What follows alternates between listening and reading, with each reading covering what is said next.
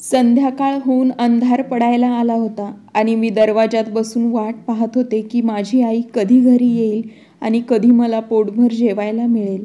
गरिबीसुद्धा माणसाला प्रत्येक दुःख झेलण्याची ताकद देते याची प्रचिती त्यावेळी मला येत होती. वेळ निघून जात होती. संध्याकाळची आता रात्र झाली होती, परंतु अजूनपर्यंत माझी आई घरी आली नव्हती. मी दुपारपासून तिची वाट पाहत होते. ती जाताना म्हणाली होती की बाळा, मी 2 तासात घरी परत येईन, तेव्हा तुझ्यासाठी काहीतरी चांगले खायला घेऊन येईन. परंतु आई अजूनपर्यंत घरी आली नव्हती. जेव्हापासून मी डोळे उघडले होते तेव्हापासून मी फक्त माझ्या आईलाच पाहिले होते. मला माहीतसुद्धा नव्हते की भाऊ बहीण हे नातं कसं असतं आणि कोणाला भाऊ बहीण म्हटलं जातं. एवढेच काय तर बाबांचे प्रेम काय असतं ते सुद्धा मला माहीत नव्हतं. मी माझ्या बाबांना पाहिले नव्हते, पण तेव्हा मी खूप लहान होते. पण मी माझ्या लहानपणापासून एका व्यक्तीला सतत पाहत आली होती, ती म्हणजे माझी आई, जी नेहमी रडत असायची आणि देवापुढे हात जोडून म्हणत असायची की हे आमच्यासोबत काय झालं आहे. हे देवा, माझ्या मुलीला तरी चांगलं आयुष्य मिळू दे. मी माझ्या मनाप्रमाणे माझं आयुष्य जगत आली आहे, तसं आयुष्य माझ्या मुलीच्या वाट्याला यायला नको. परंतु असे काहीच होत नव्हते. आता घड्याळावर नजर टाकली तर रात्रीचे 9 वाजले होते. भुकेने माझी अवस्था खूपच वाईट झाली होती. घरात असे काहीच नव्हते जे खाऊन मी माझी भूक थोडीफार शांत करू शकत होते. शेवटी कंटाळून मी दरवाजातून उठून अंथरुणावर जाऊन बसले आणि माझे डोळे बंद केले. तेव्हा मला झोप कधी लागली हे मला समजले नाही. जेव्हा कोणीतरी दरवाजा ठोठावला तेव्हा माझे डोळे उघडले. त्यावेळी मी घाबरतच दरवाजा उघडला तर दरवाजामध्ये माझी आई होती, परंतु तिच्या चेहऱ्यावर जगभराचा थकवा दिसत होता.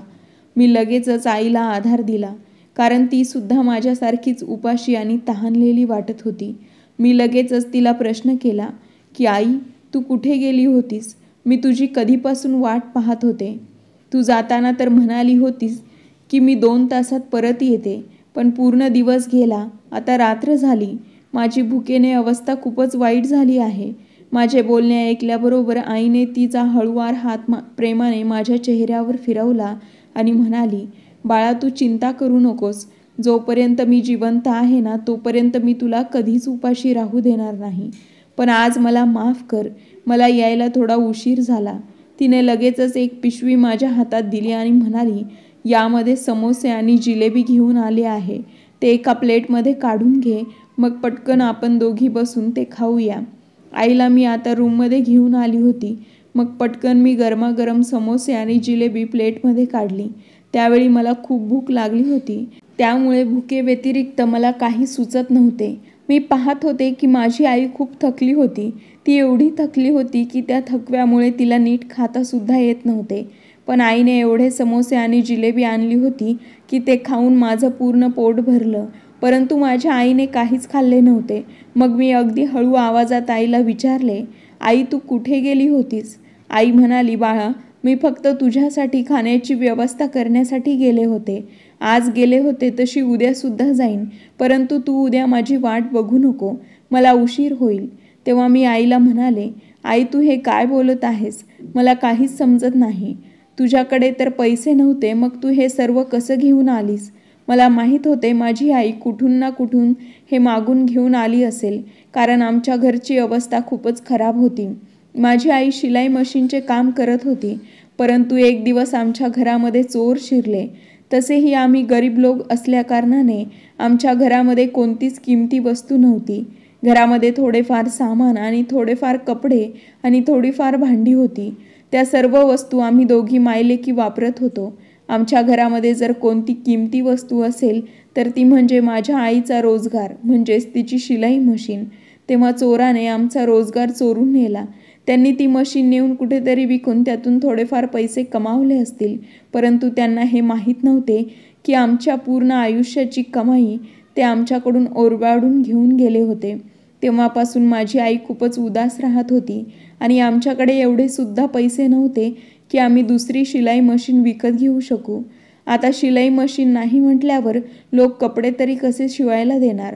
लोकांचे कपडे येणे बंद झाले आणि आईची कमाई बंद झाली. मग पुढे असे दिवस आले की आमच्यावर उपाशी मरण्याची वेळ आली. माझी आई स्वतः तर उपाशी राहू शकत होती, पण ती मला उपाशी ठेवू शकत नव्हती. म्हणून ती लोकांच्या दारावर जाऊन माझी मुलगी उपाशी आहे, तिला काहीतरी खाण्यासाठी द्या असे बोलत असायची. ती खूप साऱ्या घरांसमोर जायची तेव्हा कोणी तिला खायला द्यायचे, तर कोणी देत नसायचे, तर कोणी घरासमोरून हकलवून द्यायचे.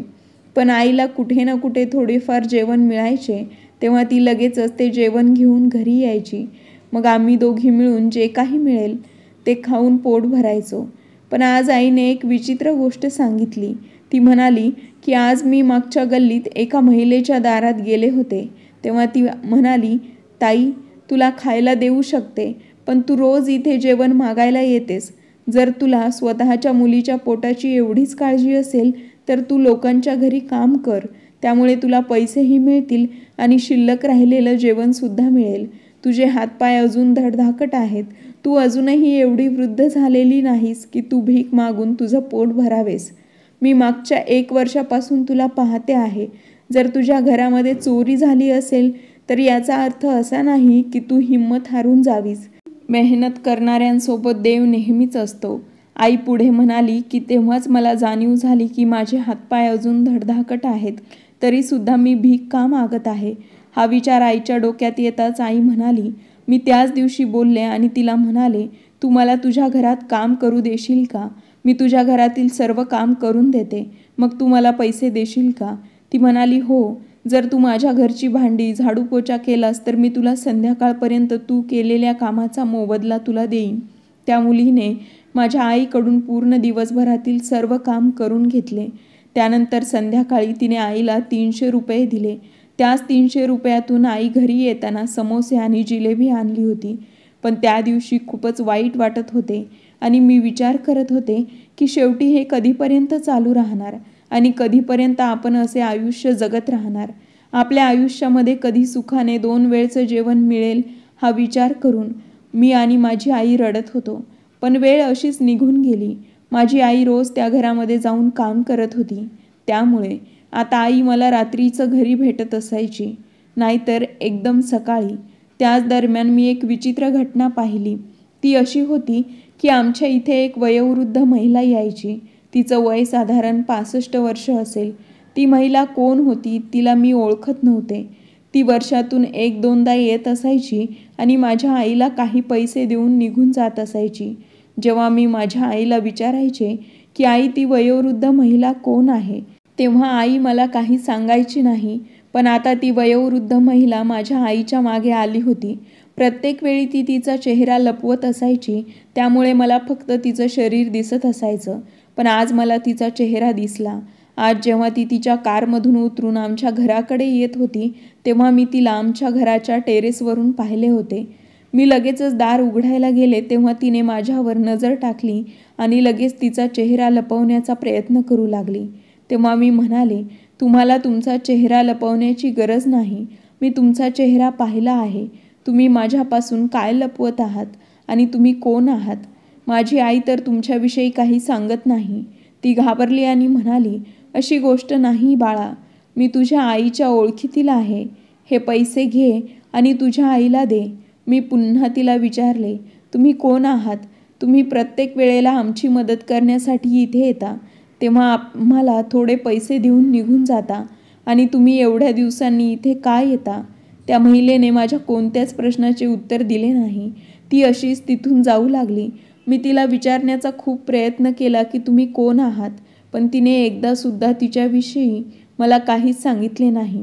हो, पण ती एवढे नक्कीच म्हणाली की बाळा, तुझ्या आईला सांग की मी आता इथे आली आहे, परंतु यापुढे मी तुम्हा लोकांची मदत करण्यासाठी इथे येणार नाही. तुम्ही लोक तुमची काळजी घ्या. एवढं बोलून ती आपल्या मोठ्या गाडीमध्ये बसून तिथून निघून गेली. आता मी आई घरी येण्याची वाट पाहत होते. मी विचार करत होते कधी आई घरी येईल आणि मी आईला त्या महिलेविषयी सांगते. जेव्हा आई घरी आली तेव्हा मी तिला त्या वयोवृद्ध महिलेविषयी सांगितले आणि आईला विचारले, आई नक्की काय गोष्ट आहे आणि ती महिला कोण होती? मी पाहिले आहे की ती कितीतरी वेळा इथे आली आहे आणि तिच्याविषयी मी तुला कितीतरी वेळा विचारले आहे, परंतु मला तू तिच्याविषयी कधीच काहीच सांगितले नाहीस. असे का आई? नक्की काय गोष्ट आहे? त्यावर आई म्हणाली, बाळा, तुला तिच्याविषयी सर्व काही माहीत पडेल. आई काही सांगण्यास तयार नव्हती, परंतु मला आता सर्व काही जाणून घ्यायचे होते. तेवढ्यातच मला आठवले की ती महिला सांगून गेली आहे की ती पुन्हा इथे कधीच येणार नाही. ही गोष्ट जेव्हा मी माझ्या आईला सांगितली तेव्हा आई 1 मिनिटासाठी शांत राहिली. तिच्या डोळ्यांमध्ये पाणी आले, परंतु तिने मला काही सांगितले नाही. मी आईला लाख वेळा विचारल्यानंतर सुद्धा मला समजले नाही की ती महिला कोण होती आणि ती आमच्यासाठी पैसे घेऊन का येत होती. वेळ अशीच निघून गेली आणि एक दिवस असा आला, त्या दिवशी माझ्या आईची तब्येत खूपच खराब झाली होती. वेळ आणि परिस्थितीने तिला खूपच जास्त आजारी केली होती. तिची तब्येत खूप खराब झाली होती. तेव्हा मला भीती वाटू लागली की जर माझ्या आईला काही झाले तर मी माझं आयुष्य कसं जगू. परंतु माझी ही भीती खरी निघाली. माझी आई जेव्हा आजारी पडली तेव्हा ती कामावर जाऊ शकत नव्हती आणि पुन्हा एकदा घरामध्ये पैशांची कमी पडू लागली. एका बाजूला आईचं आजारपण आणि दुसऱ्या बाजूला घरामध्ये पैशांची चणचण. यामुळे आई दिवसेंदिवस जास्तच आजारी राहू लागली. अशा परिस्थितीमध्ये आईवर उपचारसुद्धा करता येत नव्हते. शेवटी एक दिवस ती हे जग सोडून निघून गेली. जेव्हा आई गेली तेव्हा मी तिला घट्ट मिठी मारून खूप रडले. मला माहीत नव्हते की माझ्या आयुष्यातील एकमेव व्यक्ती जी माझा आधार होती, माझं सर्व काही होती आणि तीच मला अशी सोडून जाईल. मी एक अतिशय साधी मुलगी होते. मला या जगाविषयी काहीही माहिती नव्हते, कारण मी बाहेरचं जग कधी पाहिलंच नव्हतं. माझ्या आईने मला कधीच जगासमोर येऊ दिलं नव्हतं. माझी आई म्हणायची की तू माझी एकुलती एक मुलगी आहेस. मी तुला कधीच लोकांसमोर येऊ देणार नाही. आयुष्यामध्ये जेवढ्या काही अडचणी आहेत त्या सर्व अडचणींचा मी एकटी सामना करेन. परंतु मी कधीच माझ्या मुलीला अशा परिस्थितीच्या स्वाधीन करणार नाही. पण आता तर ती मला या जगात एकटीला सोडून निघून गेली होती. तेव्हा लोक म्हणू लागले, या मुलीचं नशीब तर बघा, अगोदर बाबा राहिला नाही आणि आता आईसुद्धा हिला सोडून गेली आहे. अगोदर हिची आई दारोदार भीक मागून मग दुसऱ्याच्या घरी काम करून हिचं आणि स्वतःचं पोट भरत होती. पण आता ही बिचारी एकटी काय करेल. आईच्या जाण्यानंतर मी खूपच एकटी पडले होते. मी उपाशी पोटी दिवस रात्र रडत घरात बसून असायचे. त्यामुळे माझी तब्येतसुद्धा खूप कमजोर झाली होती. माझ्याकडे फक्त मी राहत असलेले मोडके तोडके घर होते, त्या व्यतिरिक्त काही नव्हते. आता मला खूप भूक लागत असायची. अगोदर तर माझी आई मला जेवण आणून देत असायची, पण आता काय मी काय खाणार होते. तेव्हा माझ्या मनात विचार आला, आता अशा परिस्थितीमध्ये मी स्वतःचं पोट भरण्यासाठी घराबाहेर पडून लोकांच्या दारात जावे का? नाही, मी असे नाही करू शकत. कारण माझी आई नेहमीच मला म्हणायची, बाळा, जोपर्यंत मी जिवंत आहे तोपर्यंत मी तुला कोणत्याही अडचणींचा सामना करू देणार नाही. परिस्थिती कशीही असली तरी मी नेहमी तुझी काळजी घेईन. कधीच तुला मेहनत करू देणार नाही आणि कधीच तुला मी लोकांसमोर हात पसरू देणार नाही. मी जे काही सहन केलं आहे ते माझं नशीब आहे, तुझं नाही. परंतु माझी आई चुकीचं म्हणत होती, कारण आता या सर्व गोष्टी माझ्या नशिबामध्ये सुद्धा आल्या होत्या. पण जुन्या गोष्टी आणून काय फायदा. अशा परिस्थितीमध्ये मी स्वतःच्या मनाला समजावू शकत होते, परंतु पोटाला कसे समजावणार.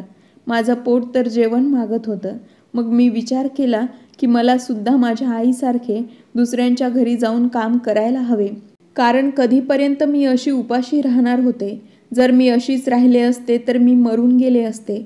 शेवटी मी हिंमत केली आणि कामाच्या शोधात बाहेर पडले. मी जास्त शिकलेले नव्हते. मला फक्त थोडेफार लिहिता वाचता येत होते आणि या सर्व गोष्टी मला माझ्या आईने शिकवल्या होत्या. मी कधीच कोणत्या शाळेमध्ये गेले नव्हते. वस्तीतील एक महिला होती, तिला मी सांगितले की मी कुठे झाडू पोछा भांडी धुण्याचं काम असेल तर ती मी करेन. तेव्हा ती म्हणाली होती, बाळा, मी लवकरच तुला कुठेतरी काम शोधून देईन, म्हणजे त्यातून तुला पैसे मिळतील आणि तुझा उदरनिर्वाह होईल. तेव्हा मी तिचे खूप आभार मानले होते, कारण ती आमची शेजारी होती, परंतु माझी खूप जास्त काळजी घेत होती. आईच्या जाण्यानंतर तिला माझी जास्तच काळजी वाटू लागली होती. तिने मला एका बंगल्याविषयी सांगितले. ती म्हणाली की तिथे एका कामवालीची गरज आहे. जर तुला तिथे जाऊन काम करायचं असेल तर तू करू शकतेस. मी लगेचच तिचे बोलणे मान्य केले आणि तिला म्हणाले, मी तिथे काम करण्यासाठी तयार आहे. दुसऱ्या दिवशी मी जेव्हा तिथे पोहोचले तेव्हा मी पाहिले की तो बंगला खूपच मोठा होता. त्या बंगल्याच्या मालकीनबाईंनी जेव्हा माझ्याकडे पाहिले तेव्हा ती म्हणाली, तू तरुण मुलगी आहेस, तू योग्य प्रकारे काम करशील म्हणून तुला कामावर ठेवण्यात येत आहे. पण लक्षात ठेव, इथे काम करण्यासाठी आमचे नियम खूप काटेकोरपणे पाळावे लागतील. आम्ही कोणाची चूक खपवून घेत नाही आणि इथल्या नोकरांना फक्त नोकरासारखीच वागणूक दिली जाते. मी पाहिले होते की तिथे जास्त नोकर नव्हते. कदाचित त्या मालकांच्या स्वभावामुळे त्या बंगल्यात कोणीही काम करणारा नव्हता. मी त्या बंगल्यामध्ये नजर फिरवली तेव्हा विचार केला की इथे खूप जास्त मेहनत करावी लागेल, कारण तिथे माझ्या व्यतिरिक्त फक्त एकच कामवाली बाई होती. एवढ्या मोठ्या बंगल्यामध्ये खूप सारी कामे तर असणारच होती, परंतु मी विचार केला की मला इथे काम मिळत आहे हीच खूप मोठी गोष्ट आहे. पोटाला अन्नसुद्धा मिळेल आणि पैसेही मिळतील. असे असताना हे हातचं काम जायला नको, असा विचार करून मी त्या मालकीनबाईंच्या सर्व गोष्टी मान्य केल्या आणि म्हणाले की मी इथे काम करण्यासाठी तयार आहे. माझ्याकडून कोणती चूक होणार नाही. मी तिथे काम करू लागले. तिथे त्या बंगल्याच्या मालकीनबाई होत्या त्या खूपच सुंदर होत्या. त्यांचे वय साधारणतः 40 वर्ष असेल. त्यांचा नवरा होता आणि 2 मुले होते. त्या व्यतिरिक्त तिथे कोणीही नव्हते. पण मालक आणि मालकीनबाई दोघांचाही स्वभाव खूपच रागीट आणि तापट होता. ते लोक आपल्यासमोर इतरांना तुच्छ समजत असत. त्यांना आपल्या संपत्तीचा खूपच गर्व होता. त्या बंगल्यामध्ये काम करून आता मला कितीतरी दिवस झाले होते. माझ्यावर कामाचा खूपच भार होता, परंतु त्या गोष्टीचा आनंद होता की पोटभर जेवायला मिळत होते. तिथे त्या लोकांचं शिल्लक राहिलेलं जेवण आम्हाला दिलं जायचं. मग पहिली कामवाली आणि मी आम्ही दोघी मिळून पोटभर जेवण करायचो. मालक आणि मालकीनबाई खूपच चिडचिडे सुद्धा होते. जर माझ्याकडून कोणती चूक झाली तर ते मला एवढ्या गोष्टी ऐकवायचे की माझ्या डोळ्यातून पाणी यायचे. मालकीनबाई तर अशी महिला होती की तिच्यासमोर कोणीच तोंड उघडू शकत नव्हतं. एवढंच काय, त्या बंगल्याचा मालकसुद्धा तिला घाबरत असायचा. मला माहीत होते की ही महिला फक्त तापट स्वभावाचीच आहे असं नाही, तर ती आपल्या नोकरांबरोबर खूपच उद्धटपणे वागत असायची. मालकीनबाईंनी एकदा मला काम करताना पाहिले तेव्हा त्या म्हणाल्या, तू खूपच कामचोर वाटत आहेस. आजकालच्या कामवाल्या बायका खूपच हुशार झाल्या आहेत. त्या काम कमी आणि बडबड जास्त करतात. पण मी कधीच त्यांना काही बोलत नव्हते. मी फक्त आपलं काम करत असायचे. पण असं असताना सुद्धा त्या दिवसभर कोणत्या ना कोणत्या गोष्टीवरून सतत बडबड करत असायच्या. पण मी आणि माझ्यासोबत काम करणारी दुसरी कामवाली बाई, जिचं नाव शालिनी होते, आम्ही दोघीही मजबूर होतो म्हणून आम्ही तिथे काम करत होतो. नाहीतर आमच्या जागी तिथे दुसरे कोणीच टिकत नव्हते आणि टिकले सुद्धा नसते. मालकीनबाई माझ्यावर खूपच रागवत असायच्या आणि कुठल्या ना कुठल्या कारणाने मला वाईट साईट बोलत असायच्या. पण असे असताना सुद्धा मी आता दिवस रात्र तिथे नोकरी करू लागले होते, कारण तिथे जेवणासोबत आता मला पैसेसुद्धा मिळत होते आणि आता मला राहण्यासाठी जागाही देण्यात आली होती. तिथे मला एक छोटीशी रूम देण्यात आली होती, जिथे मी रात्रीचे काम झाल्यानंतर आराम करत असायचे. त्या रात्रीही मी माझ्या अंथरुणावर पडले होते. रात्रीची शांतता होती. रूममध्ये फक्त वाऱ्याचा आवाज ऐकू येत होता. मी झोपले होते, पण अचानक माझ्या आजूबाजूला एक विचित्र जग दिसू लागले. मी स्वप्नात पाहिले की मी स्वतः एका जुन्या जागी गेले आहे, की जिथे एक गडद अंधार आहे. काळोखाचं जाळं सर्व भिंतीवर लटकलेलं आहे आणि सर्वत्र धूळ आहे. अशा परिस्थितीमध्ये तिथे कोणीतरी मला आवाज देत होता, जो म्हणत आहे की मला माहीत आहे की तू खूप त्रासलेली आहेस, पण तू जिथे आली आहेस ही जागा तुझ्यासाठी समस्या नाही, तर तुला फक्त त्रास दिला जात आहे. हे सर्व तुझे आहे. ही संपत्ती, ऐशोआराम, हे शांत घर, हे सर्व आता मी स्वप्नात होते. तेवढ्यात अचानक माझे डोळे उघडले आणि मी उठून बसले. तेव्हा मला एक विचित्र बेचैनी जाणवू लागली. माहीत नाही मला असे का जाणवत होते की जणू काही या घरात काहीतरी लपवलेलं आहे, जे अजिबात चांगलं नाही. आणि जे काही होते ते मला एका विचित्र रस्त्याकडे जाण्याचा इशारा देत होते.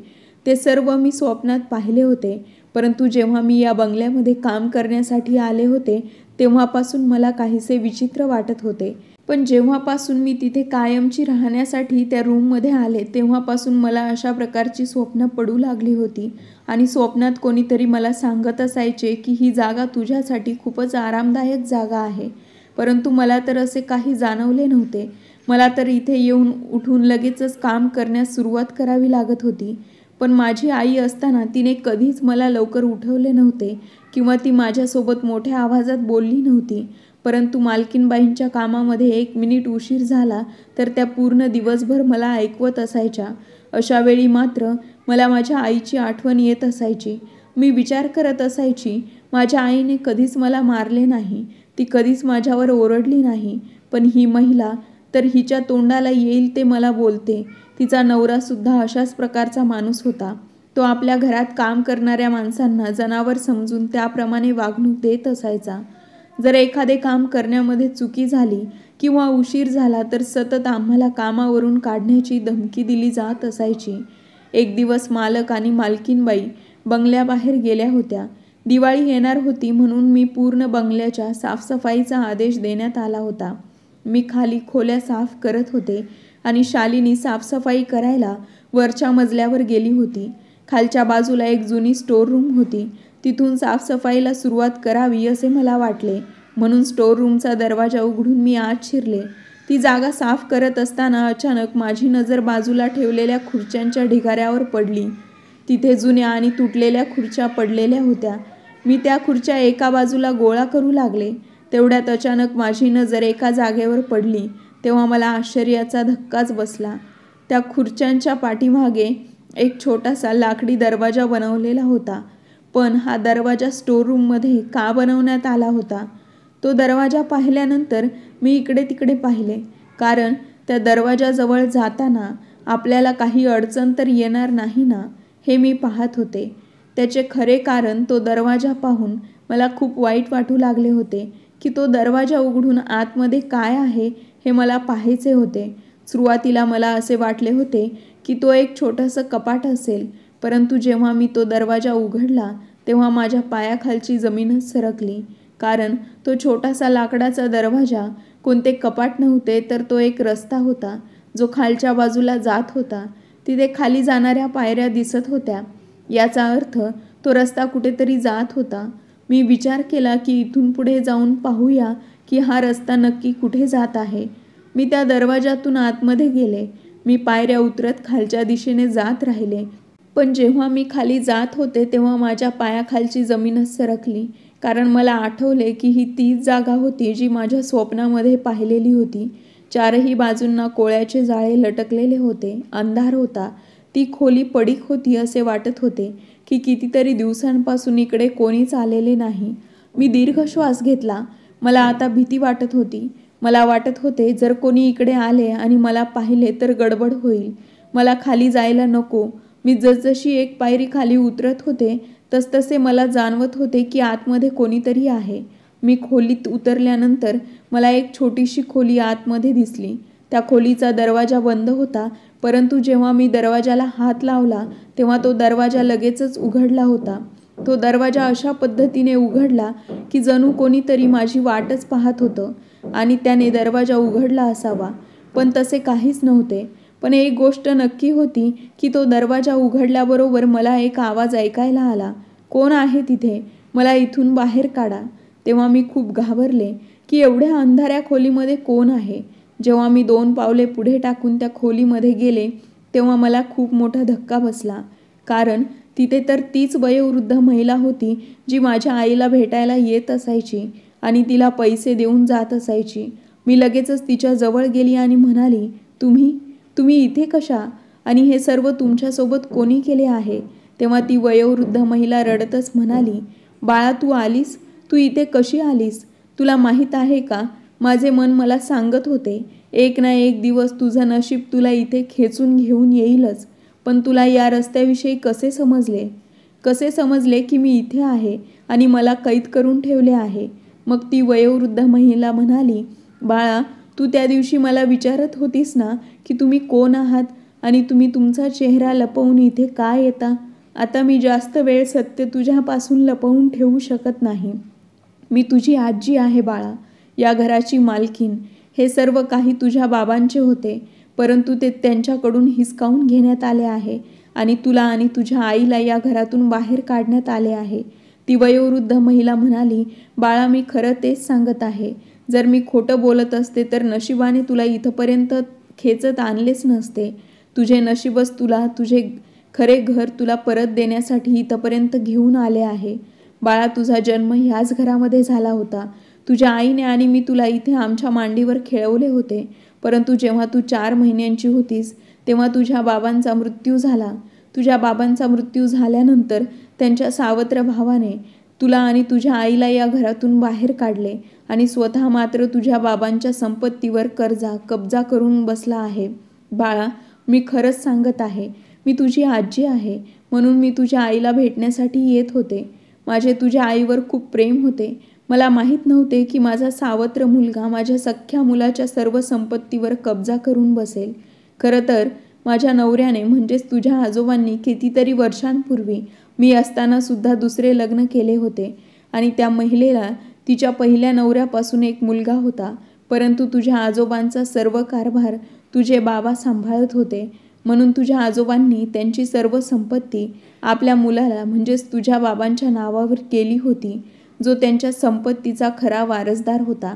माझी सवत तर मेली, परंतु तिचा मुलगा अजूनही जिवंत आहे. तुझ्या जन्मानंतर तुझ्या बाबांचा मृत्यू झाला आणि त्यांच्या मृत्यूचा पूर्ण फायदा तुझ्या सावत्र काकांनी उचलला.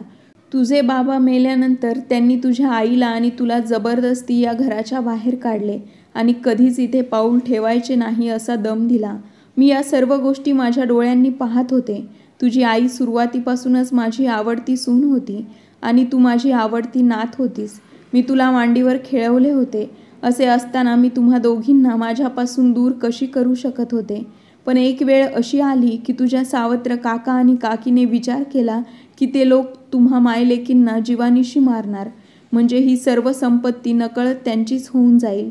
त्या लोकांनी प्लॅन बनवला होता की जिथे तुम्ही राहत होता तिथे एका रात्री गुंड पाठवून तुम्हाला कायमचे संपवायचे. परंतु मी असताना या सर्व गोष्टी कशा घडणार होत्या? हे सर्व घडण्या अगोदरच मी नकळतपणे तिथे पोहोचून तुम्हा मायलेकींना दुसऱ्या जागी घेऊन गेले होते.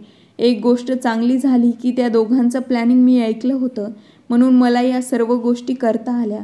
शेवटी तुझ्या सावत्र काकांनी पाठवलेले गुंड तुझ्या आईपर्यंत आणि तुझ्यापर्यंत पोहोचू शकले नाहीत. तुम्हा दोघींचा जीव तर वाचवला होता, परंतु मी तुम्हा दोघींपासून दूर झाले होते. पण असे असताना सुद्धा मी कधीकधी तुझ्या आईची परिस्थिती जाणून घेण्यासाठी आणि तुझी चौकशी करण्यासाठी तिच्याकडे यायचे आणि थोडेफार पैसेसुद्धा द्यायचे. परंतु काही दिवसांपूर्वी या दोघा नवरा बायकोंना माझ्यावर संशय येऊ लागला की मी तुम्हा दोघींना लपून भेटते आणि तुमची सर्व माहिती माझ्याकडे आहे. परंतु त्या दोघांनी माझ्यावर अत्याचार करायला सुरुवात केली. त्यानंतर त्या नवरा बायकोंनी तुझ्या आईचा आणि तुझा ठाव ठिकाणा मला विचारला, परंतु त्यांना कोणतीच गोष्ट सांगितली नाही. शेवटी त्या नवरा बायकोंनी मला इथे बंद करून ठेवले. ते दोघं नवरा बायको या घरावर कब्जा करून बसले आहेत. त्या दोघांना तुला आणि तुझ्या आईला जीवानिशी मारायचे आहे. तू तुझा जीव वाचव. आपल्या आजीचे असे बोलणे ऐकल्याबरोबर मी तिच्या पायाजवळ बसून जोरजोरात रडू लागले आणि मी तिला तिथून बाहेर काढण्याचा प्रयत्न करू लागले. पण आजी म्हणाली, बाळा, तू असं केलंस तर यामध्ये अडकली जाशील. त्यापेक्षा तू इथून बाहेर पड आणि तुझ्या हक्काची लढाई लढ. तेव्हा मी म्हणाले, ही गोष्ट तर माझ्या आईने सुद्धा मला कधीच सांगितली नाही की तुम्ही माझ्या आजी आहात. पण आजी, मी तुला एक गोष्ट सांगते. मागच्या काही दिवसांपूर्वीच माझी आई आजारी पडली आणि त्या आजारपणात मरण पावली आहे. तेव्हापासून मी भुकेने तडफडत होते. शेवटी मी या बंगल्यामध्ये काम करण्यासाठी आले आहे. या बंगल्यामध्ये राहणारे लोक खरंच माझे काका काकी आहेत का आणि त्यांना मला मारायचं आहे का? आजी म्हणाली, हो, हे तेच लोक आहेत आणि त्यांना तुला मारायचे आहे. पण तू इथे कशी पोहोचलीस आणि ते लोक तुला ओळखतात का? मी म्हणाले, नाही, हे लोक मला ओळखत नाहीत. त्यांना नाही माहीत की मी त्या महिलेची मुलगी आहे ज्या महिलेला ते मारू इच्छित आहेत. आता माझी आई या जगात नाही आणि माझ्या बाबांच्या संपत्तीवर हे लोक कब्जा करून बसले आहेत. त्यामुळे मी आता हार मानणार नाही. मी माझ्या अधिकाराची लढाई लढेन. मी तर इथे माझं पोट भरण्यासाठी नोकरी करण्यासाठी आले होते. आता दिवाळी जवळ आली असल्याकारणाने मालकीनबाईने पूर्ण घराची साफसफाई करायला सांगितली होती, म्हणून मी स्टोर रूमची साफसफाई करण्यासाठी आले होते. पण तेवढ्यात अचानकपणे माझी नजर तिथे असणाऱ्या छोट्याशा दरवाजावर गेली आणि तो दरवाजा उघडल्यानंतर मी इथंपर्यंत पोहोचले. कदाचित नशिबालाच मला इथंपर्यंत घेऊन यायचं होतं आणि तुझी भेट घडवून द्यायची होती. तेव्हा माझी आजी म्हणाली, बाळा, तू मला शब्द दे की तुझ्या बाबांची संपत्ती लुबाडणाऱ्या या लोकांचा बदला तू नक्की घेशील. या लोकांनी मला खूप त्रास दिला आहे आणि माझ्या सुनेपासून आणि नातीपासून मला दूर केलं आहे. आणि आता हे लोक मला तुमच्याविषयी सतत विचारत असतात. मी मरून जाईन, परंतु या लोकांना तुमच्याविषयी कधीच सांगणार नाही. बाळा, तू तुझ्या हक्काची लढाई लढशील ना? मी म्हणाले, आजी, मी लढाई लढण्यासाठी तयार आहे, परंतु हे सर्व कसं होईल? मला तर इथे काहीच माहिती नाही. आजी म्हणाली, बाळा, मी तुझी मदत करेन, पण तू मला शब्द दे की तू मला इथे पुन्हा भेटायला येणार नाहीस, कारण तुझे इथे येणे एखाद्या धोक्यापेक्षा कमी नाही. जोपर्यंत तू जिंकत नाहीस तोपर्यंत तू इथे येऊ नकोस. यावर एक उपाय आहे, जो तू केलास तर तू या दोघांना कायदेशीररित्या या घरातून बाहेर काढू शकतेस. तो उपाय म्हणजे तू त्यांच्याकडे असलेली मालमत्तेची सर्व कागदपत्रे शोधून स्वतःकडे घे. मग ही सर्व कागदपत्रे जेव्हा न्यायालयात सादर करशील तेव्हा तू सिद्ध करू शकशील की तुझ्या आईवडिलांच्या संपत्तीवर आणि घरावर या लोकांनी कब्जा केला आहे.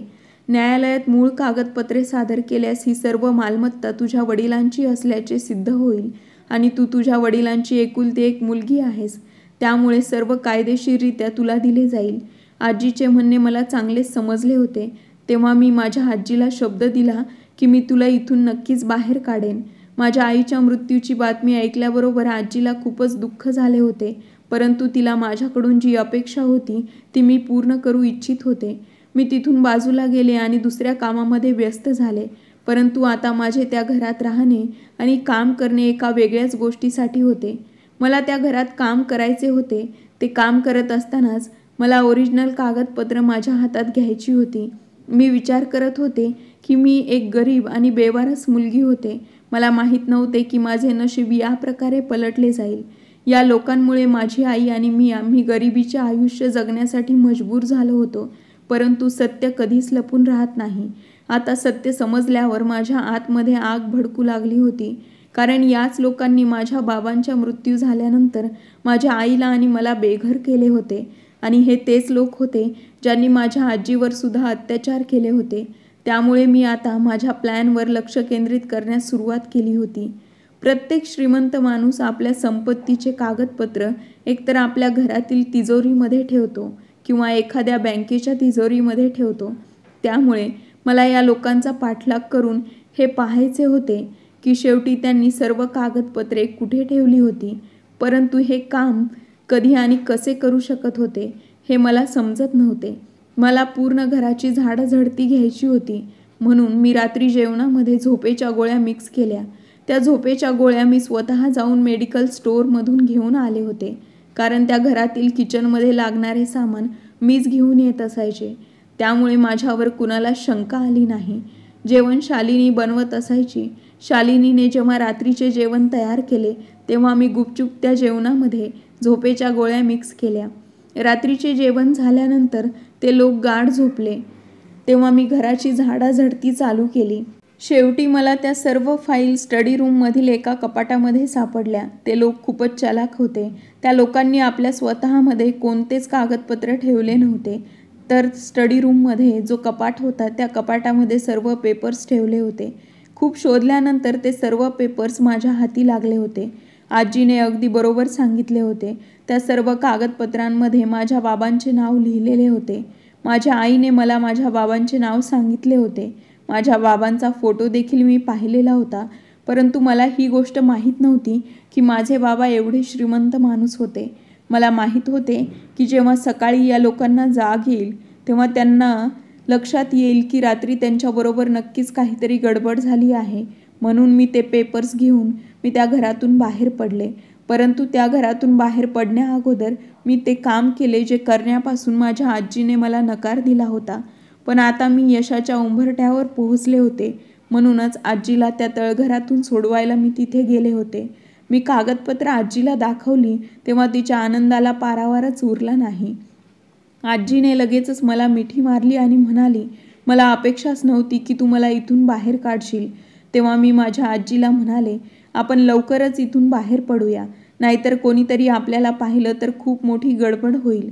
मी आजीला घेऊन रात्रीच त्या घराबाहेर पडले होते. एका रात्रीतच माझ्या सावत्र काका आणि काकीचे पूर्ण जग बदललेले होते. त्या लोकांना माहीत सुद्धा नव्हते की त्यांच्यासोबत काय झालं आहे. मी सकाळ होतात लगेचच एका वकिलाच्या ऑफिसमध्ये पोहोचले. माझ्यासोबत माझी आजी सुद्धा आली होती.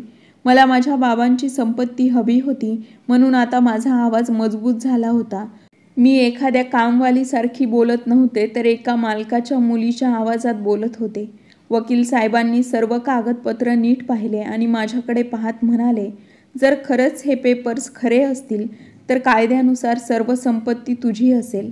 हे ऐकल्याबरोबर माझ्या आणि माझ्या आजीच्या मनाला शांती मिळाली. तेवढ्यातच वकील साहेब म्हणाले, तुम्ही ही लढाई लढण्यासाठी तयार आहात का? तुम्ही तयार असाल तर मी अजून एक गोष्ट तुम्हाला सांगतो. ते लोक खूप वर्षांपासून त्या बंगल्यामध्ये राहत आहेत, त्यामुळे तेवढ्या सहजासहजी हार मानणार नाहीत. त्यावर मी म्हणाले, वकील साहेब, त्यांना काहीही करू द्या, परंतु मी मागे हटणार नाही. हा माझा आणि माझ्या बाबांचा हक्क आहे. तेव्हा वकील साहेब म्हणाले, ठीक आहे, आपण कायदेशीर कारवाईला सुरुवात करूया.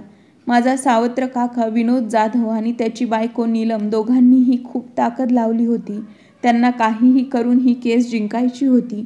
खोटे साक्षीदार आणि खोटे पेपर्स त्या लोकांनी न्यायालयात सादर केले होते आणि मला बदनाम करण्याचा प्रयत्न करत होते. त्यांचे म्हणणे होते की मी खोटं बोलत आहे. माझी सावत्र काकी न्यायाधीश साहेबांना म्हणाली की एक गरीब मुलगी आहे. ती आमच्या घरामध्ये नोकराचं काम करत होती आणि आता हीच मुलगी आमच्या सर्व संपत्तीवर अधिकार सांगण्याचा प्रयत्न करत आहे. तेव्हा मी न्यायाधीश साहेबांकडे पाहिले आणि अगदी मजबूत शब्दात म्हणाले, साहेब, माझ्याकडे सर्व खरी कागदपत्र आहेत, ज्यांच्यावर माझ्या वडिलांच्या सह्या आहेत. एवढेच नाही तर माझ्या आजोबांनी त्यांची सर्व संपत्ती त्यांचा एकुलता एक सख्खा मुलगा म्हणजेच माझे बाबा यांच्या नावावर केली होती, असे त्यांनी त्यांच्या मृत्यूपत्रात लिहिले आहे आणि ते मृत्यूपत्र सुद्धा माझ्याकडे आहे. जर आवश्यकता असेल तर तुम्ही फॉरेन्सिक टेस्ट करू शकता. तेव्हा न्यायाधीश साहेब म्हणाले, मला या सर्व कागदपत्रांची खातरजमा करून घ्यावी लागेल. त्यासाठी त्यांनी आम्हाला पुढची तारीख दिली.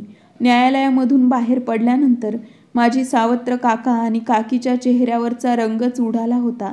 पण तरीसुद्धा माझी काकी म्हणत होती, जर मला अगोदरच शंका आली असती तर मी या मुलीला तेव्हाच संपवले असते.